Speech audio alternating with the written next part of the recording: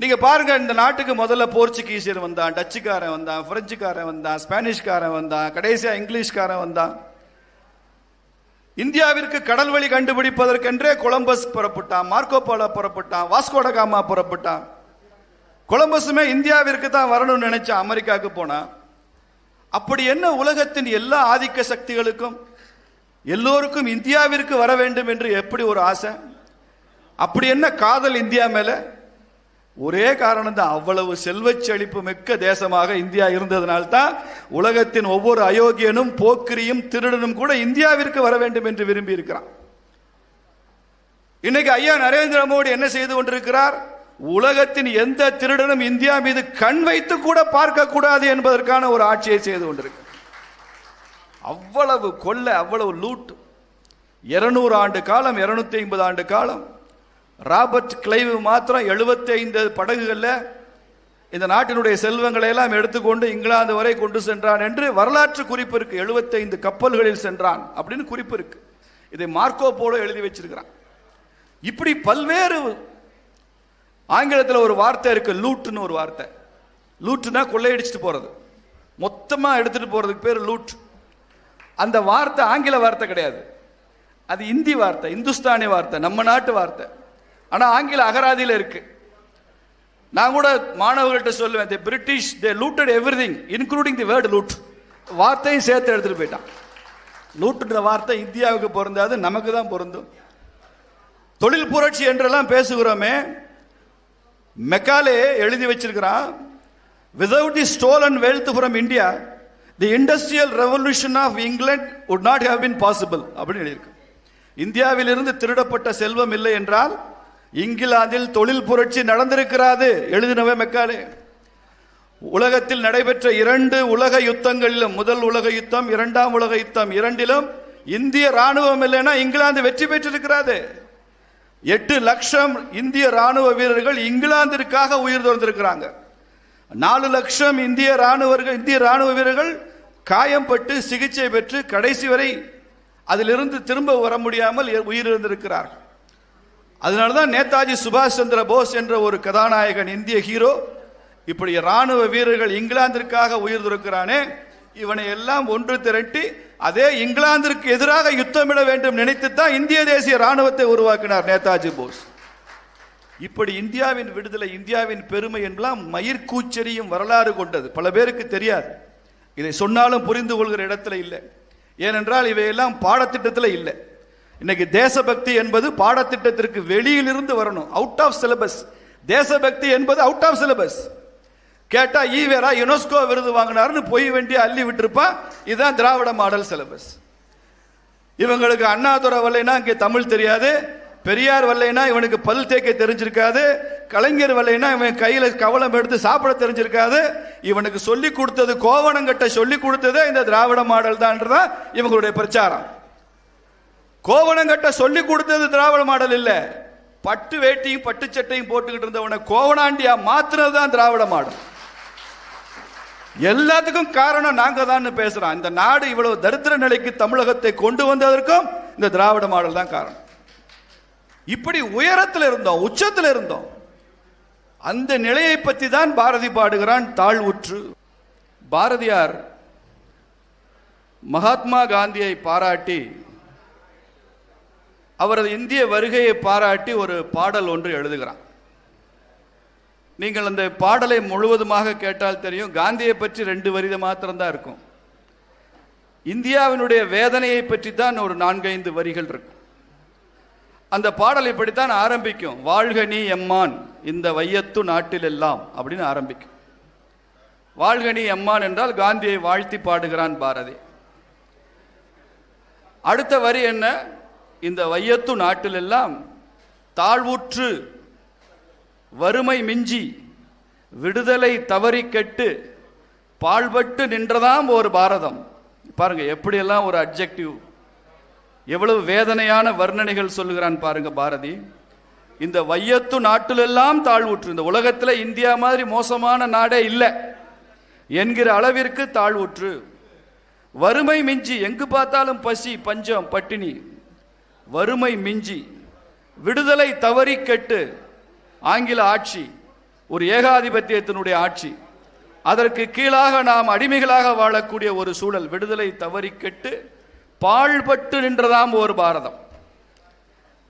ஒரு மங்களகரமாக ஒரு கவிஞர் எதையெல்லாம் பேசக்கூடாதோ அதையெல்லாம் பேசி சென்றவன் பாரதி. கடைசியா வாழ்விக்க வந்த காந்தி மகாத்மா நீ வாழ்கவேன்னு முடிக்கிறான். முதல் வரி காந்தியை பற்றி, கடைசி வரி காந்தியை பற்றி, இடையிலுள்ள வரிகள் எல்லாம் அப்போது பாரத நாடு அடைந்திருந்த அந்த தாழ்வை பற்றி. அதுல பாரதி பயன்படுத்திய ஒரு வார்த்தை தாழ்வுற்று அப்படின்னு ஒரு வார்த்தை. தாழ்வுற்றுன்னா என்ன அர்த்தம்? நீ கீழே இறங்கிட்டேன்னா என்ன அர்த்தம்? இவ்வளவு நாளா நீ மேல இருந்தா என்று அர்த்தம். இப்ப பாரதி ரொம்ப கவனமாக பயன்படுத்திய வார்த்தை தாழ்வுற்று. தாழ்வுற்றுன்னு பாரதி பொருள் தெரியாமல் பயன்படுத்துவானா? அப்போ உயர்வாக இந்த பாரத தேசம் இருந்ததா என்றால், ஆயிரக்கணக்கான ஆண்டுகளாக வரலாறு எழுதப்படாத காலத்திலிருந்து, மனித இனம் தோன்றிய காலத்திலிருந்து, இந்திய எல்லைகள் வகுக்கப்படாத காலத்திலிருந்து இந்த பாரதம் உயர்வான நிலையில் இருந்தது என்பதுதான் நமது லட்சியம். அதுதான் இந்த தர்மத்தினுடைய சிறப்பு, இந்த ஆன்மீகத்தினுடைய சிறப்பு. எனக்கு முன்னால பேசிய சில பேர் இங்கே குறிப்பிட்டார்கள், கும்பகோணம் கோவில் நகரம் என்று குறிப்பிட்டார்கள். கும்பகோணம் கோவில் நகரமாக இருப்பது இந்து மதம், இந்து தர்மம். இந்த கோவில்களை கொண்டாடுகிற கூட்டம் கும்பகோணத்தில் இருக்க வேண்டும் என்பதுதான் இந்துத்துவம். கோவில்கள் இருப்பது எவ்வளவு முக்கியமோ அந்த கோவிலை கொண்டாடுகிற கூட்டம் இருக்க வேண்டும் என்பதற்காகத்தான் பாரதிய ஜனதா கட்சியும் RSSம் இந்து இயக்கங்களும் இந்துத்துவம் பேசி இந்த தேசத்தில் செயல்பட்டு கொண்டிருக்கிறார்கள். உலகத்தின் மிகப்பெரிய இந்து ஆலயம் அங்கோர் வாட் ஆலயம், விஷ்ணு கோவில், சோழர்கள் காலத்தில் கட்டப்பட்டதான். கம்போடியா என்ற ஒரு நாட்டில் இருக்கு. இந்தியாவின் எந்த கோவிலையும் விட பிரம்மாண்டமான கோவில். ஆனால் அந்த கோவிலில் பூஜை கிடையாது, உற்சவம் கிடையாது, விழாக்கள் கிடையாது, பண்டிகைகள் கிடையாது. இப்படி எதுவுமே இல்லாத ஒரு காட்சி பொருள் போன்ற ஒரு கோவில். நீங்க போய் கோவிலை பார்க்கணும்னா தான் கதவை திறந்து விடுவான், இல்லைன்னா பூட்டியே கிடக்கும். அது உலகத்தின் மிகப்பெரிய இந்து கோவில். என்ன காரணம்? ஏன் இப்படி இருக்கிறது? கோவிலை உலகத்தின் மிக பிரம்மாண்டமான கோவிலை கட்டினோம், ஆனால் கோவிலை கொண்டாடுகிற கூட்டம் எனக்கு அந்த தேசத்தில் இல்லாத காரணத்தால் அந்த அங்கோர் வாட் ஆலயம் பூட்டப்பட்டு தான் கிடக்கு. ஆங்கஸ் மேடிசன் என்று ஒரு எழுத்தாளர், அவன் மிகப்பெரிய பொருளாதார நிபுணர், இங்கிலீஷ்காரன், இங்கிலாந்துக்காரன். நான் ஏன் அவர் இங்கிலாந்துக்காரர் என்பதை குறிப்பிட்டு சொல்லுகிறேன்னு சொன்னா, இந்தியாவிலிருந்து யாராவது இப்படிலாம் பேசினா நம்ம திராவிட மாடல்லாம் அதை சங்கின்றான். அவர் சங்கி அப்படிதான் பேசுவாருன்றான். இங்கிலீஷ்காரனே அப்படி பேசியிருக்கான்னு சொன்னா இவெல்லாம் இங்கிலீஷ்காரன் புத்திரர்கள், மெக்காலே புத்திரர்கள் இவங்கெல்லாம். ஓ, இங்கிலீஷ்காரன் சொன்னா சரியா தான் இருக்கும்னு நினைப்பான். அதனால white man is the right man இவங்க கணக்குல. அதனால சொல்றேன், அந்த ஆங்கஸ் மேடிசன் ஒரு புத்தகம் எழுதியிருக்கிறார், வேர்ல்ட் எக்கானமி தி மில்லனியம் பெர்ஸ்பெக்டிவ். அப்படிதான் அந்த புத்தகத்தோட பேரு. நீங்க கூகுள்ல போய் டைப் பண்ணி பார்த்தீங்கன்னா கிடைக்கும். வேர்ல்ட் எக்கானமி தி மில்லனியம் பெர்ஸ்பெக்டிவ். 2000 ஆண்டு கால உலக பொருளாதாரத்தை ஆய்வு செய்து பொருளாதாரத்திற்கு வரலாறு எழுதியவன் ஆங்கஸ் மேடிசன். 20 வருஷத்துக்கு முன்னால, இப்பதான் ஒரு 20 வருஷத்துக்கு முன்னால அந்த புத்தகம் வந்தது, பொருளாதாரத்திற்கு வரலாறு. அதுல சொல்லுகிறான், 2000 ஆண்டுகளில் உலக வரலாற்றில் 1750 வரை 17 நூற்றாண்டு காலம் உலகத்தின் அசைக்க முடியாத பொருளாதார சக்தியாக இருந்த நாடு பாரத நாடு அப்படின்னு எழுதுற ஆங்கஸ் மேடிசன். ஒட்டுமொத்த உலகத்தினுடைய GDPல 33% இந்திய பங்களிப்பு இருந்தது. சீனாவுக்கு 28% பங்களிப்பு இருந்தது. அப்போது இருந்த அமெரிக்காவினுடைய பங்களிப்பு 1% கூட இல்லை. 17 நூற்றாண்டுகளாக இந்தியா அசைக்க முடியாத பொருளாதார சக்தியாக இருந்தது. இதெல்லாம் நான் திராவிட மாடல் கூட்டத்தில் சொல்வதில்லை. இருந்திருந்தா அப்ப நாம வாழ்ந்திருந்தா எத்தனை % கமிஷன் அடிச்சிருக்கலாம்னு நினைப்பான். இப்ப இந்த GDPலேயே நம்ம இவ்வளவு தட்டுறமே, 33% குளோபல் GDP இருக்கிற போது நாம மட்டும் அப்ப ஆட்சியில் இருந்தா என்ன அடி அடிச்சிருக்கலாம் அப்படின்னு அவனுக்கு நினைப்பு வரும். அதனால சொல்வதில்லை.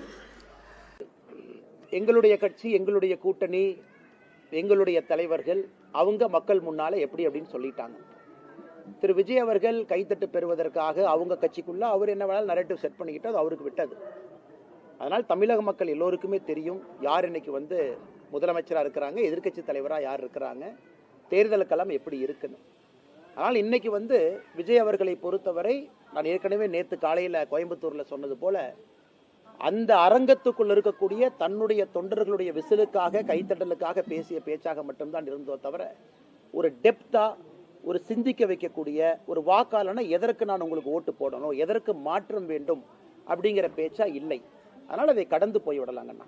அண்ணா கனிமொழி அவர்கள் நல்ல ஒரு மனநிலை மருத்துவரை போய் பார்க்கணும், நல்ல மருத்துவரை போய் பார்க்கணும். அவருக்கு இந்த 15 வருஷம் வீடியோல கனிமொழி அக்காவுக்கு போட்டு காட்டணும்.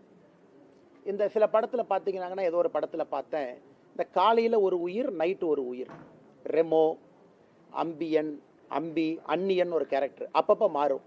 அந்த கேரக்டராக கனிமொழி அக்கா மாறிட்டாங்க.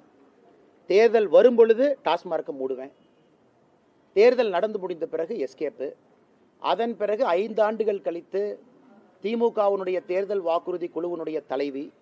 நீங்கள் 2021 கொடுத்த வாக்குறுதியினுடைய வெள்ளை பேப்பரை கொடுங்கன்னா சிரிப்பாங்க, அதை பற்றி பேச மாட்டாங்க. அதனால் கனிமொழி அவர்கள் எப்படி பேசுகிறாங்கன்னே தெரில. அந்நியனா பேசுகிறாங்களா, அம்பியா பேசுகிறாங்களா, இல்லை ரெமோவா பேசுகிறாங்களான்னு தெரியாது.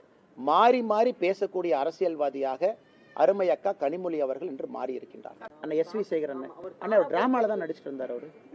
அவர் டிராமாவில் நடிச்சிட்டு இருந்தார். முதலமைச்சருக்கு ஜிங்ஜா போட்டுட்டு இருந்தார். டிராமா கூப்பிட்டு ஐயா ஸ்டாலினை கூட வச்சு ஜிங்ஜா அடிப்பார். அவர் டிராமாக்காரர். இன்னைக்கு தமிழ்நாட்டுடைய பிரச்சனை என்னன்னாங்கன்னா, டிராமாவில் நடிக்கிறவங்க அரசியலை பற்றி பேசுகிறாங்க. டிராமாவில் நடிக்கிறவங்க டிராமா நடிங்க, உங்களுக்கு டிக்கெட் விற்கணும், முதலமைச்சர் காலில் உழுவணும், ஏதாச்சும் கலைமாமணி விருது கிடைக்கணும், அதுக்காக சில பேர் தமிழ்நாட்டில் சுற்றிட்டு இருக்கிறாங்க. ஏன் அவங்களுக்கு அரசியலுக்குள்ள? அதாவது நான் 2014 மோடிக்காக பிஜேபிக்கு வந்தேன், அப்புறம் அண்ணாமலை எதிர்த்து இன்னைக்கு திமுகவுக்கு போயிட்டேன், இந்த மாதிரி சொல்கிறவங்க கருத்துக்களை எப்படி நான் பதில் சொல்ல முடியுங்கண்ணா? அண்ணாமலை இருக்கிறானோ இல்லையோ, நான் பிஜேபியில் இருப்பேன், இது தொண்டர்களுக்கான இயக்கம்னா நான் பதில் சொல்கிறேன். நீ திமுகவுக்கு போகணும், அல்லது நீ ஏற்கனவே சொன்ன மாதிரி ஒரு தம்பி பிஜேபியிலேருந்து அதிமுகவுக்கு போகணும், அதிமுகவில் அந்த தம்பி டிவிகேக்கு போகணும்.